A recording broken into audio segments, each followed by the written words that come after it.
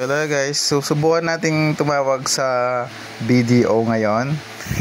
So kailangan may load muna kayo. So nag-load muna ako sa token text yung may pantawag ng landline. So ito, yung niload ko is AllNet 50 with landline sa GCash. After natin mag-load guys, punta na tayo dito sa ating calls. So dadial lang natin yan yung updated na landline number ni BDO, yung 02-484-40. So after nun, dial lang natin siya, tatawag tayo sa BDO. Pa-ready nyo na lang yung account number ninyo. Loud the speaker natin para marinig nyo. Welcome to BDO. This call is recorded for authentication and quality assurance. By continuing, you agree that your personal data will be processed in line with BDO's data privacy statement at bdo.com.ph.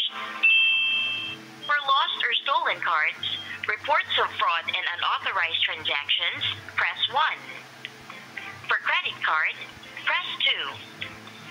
For online banking, press 3. For debit, rewards, or cash cards, press 4. For loans, remittance, So, and forex, kung ano yung press 5. concern ninyo, yun yung i-press ninyong number dito sa dial phone. And Hong Kong accounts, So sa amin may concern kami sa credit card, kaya i-press namin yung 2. for balance, press 1. For recent transactions, press 2. For fees and charges, press 3.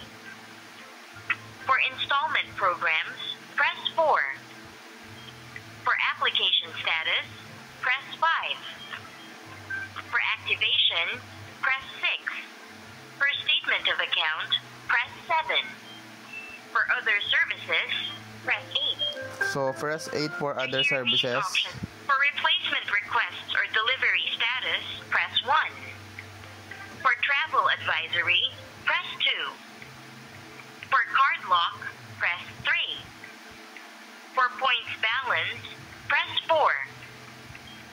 For the dollar exchange rate for card payments, press 5. For Amex Concierge, press 6. For other concerns, press 7. Press 7. To hear, please enter your BDO credit card number. So enter nyo lang guys yung credit card, BDO credit card number ninyo. So ayan, na-enter ko na yung credit card number ko. Press 1 lahat Enter natin. your date of birth following the numeric format, month, day, year.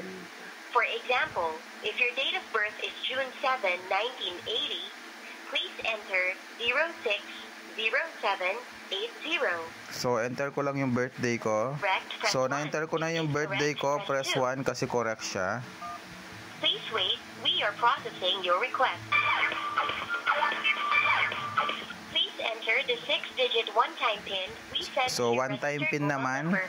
napapasok sa number ninyo. So na-enter ko na yung Prepare PIN. your card and account information. So ayan na, i-connect na tayo. Next available customer service officer. Card services, this is Oli. So ayan guys, ganyan lang tumawag, no. So naka-hold lang kami ngayon dahil kausap na namin, may lang siya. May inaayos lang sa account. So sa mga gustong malaman kung paano yung pagtawag, so yan lang, sundan nyo lang to hanggang sa matapos siya. Don't forget to like, follow, and share.